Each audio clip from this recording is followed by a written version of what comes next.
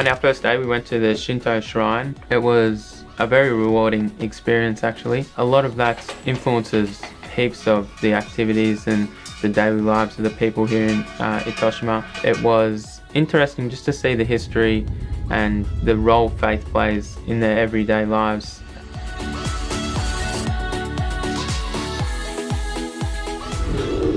Throughout my internship, much of the significance was about the cultural and historical context of Itoshima and Itoagari.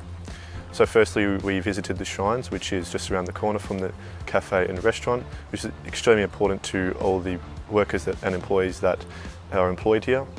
And more so, we actually learnt about the production procedure of where they fish all the inputs and where they farm it in the local areas, and how they use it in the supply chain in nearby factories, and how they transport it to and export it to Greater Japan in other areas.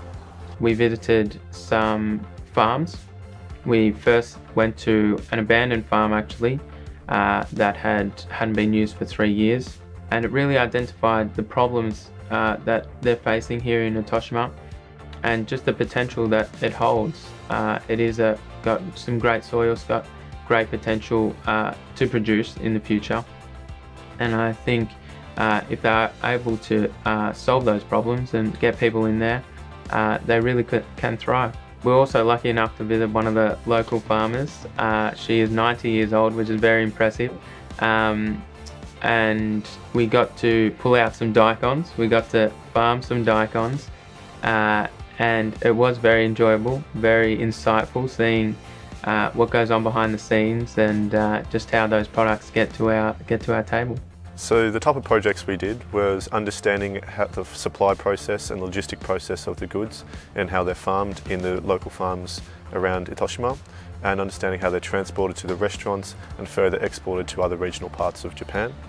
As well as this, we're learning how to integrate the ingredients here, such as mentaiko, citrus, garlic and miso, and using that in how to input that into the Australian culture and cuisine back home.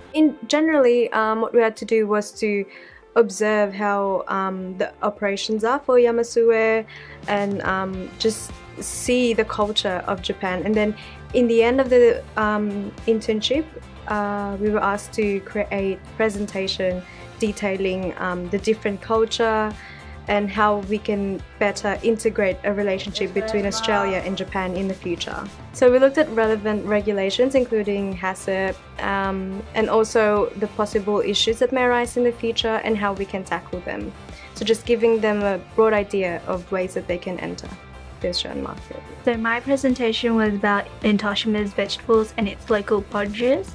So we were supposed to make up a recipe with the sauces Itoshima's created, and then try to incorporate it between Australia and Japanese cuisine. We applied Itoshima's vegetables and their sauces and incorporate together to make a very balanced dish. My time in Itoshima has been amazing. Beautiful, beautiful countryside. I think it's a very great contrast to the city. Very scenic. People are amazing. The produce here are very, very good.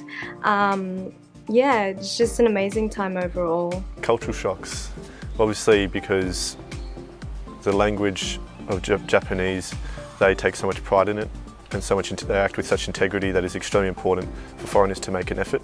In saying this, the Japanese are always very polite and kind and trying to always help you and understand your situation. Other cultural shocks was the rituals and customs, as I mentioned before, they have in eating, which is certain disparity between Japan and Australia. Although we respect the history, we don't necessarily have as many historical and religious relationships with how we eat, and we don't use these in the customs before dining with our friends and family.